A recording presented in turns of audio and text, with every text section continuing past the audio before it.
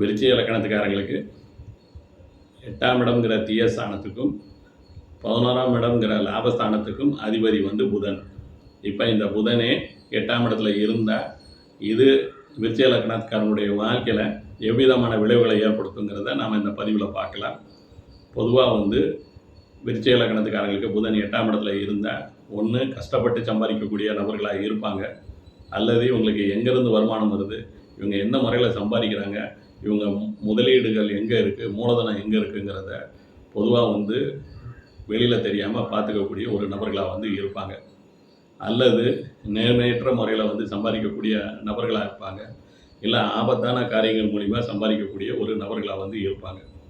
இங்கே புதன் அஷ்டவர்க்கத்தில் நல்லா வலுவான இவங்களுக்கு வருமானமும் அதிகமாக இருக்கும், இவங்களுடைய மூலதனமும் முதலீடுகளும் அதிகமாகவே இருக்கும். ஆனால் அதை பற்றின விவரங்களை இவங்க மர்மமாகவே வச்சுருக்கக்கூடிய நபர்களாக இருப்பாங்க. அதே நேரம் புதன் அஷ்டவர்க்கத்தில் வலுவடைந்துட்டால் பொதுவாக வருமானம் இல்லாமல் ரொம்ப சிரமப்படக்கூடிய நிலைமைகள் இருக்கும். கொடுத்த இடத்துலேருந்து பணத்தை திருப்பி வாங்க முடியாத நிலைமைகள் வந்து உருவாகும். அதே மாதிரி இவங்களுக்கு வந்து இவங்களுடைய முதலீடுகள் பிரச்சனைகளுக்கு உள்ளாகிறதுக்கு வாய்ப்புகள் உண்டு. நன்றி, வணக்கம்.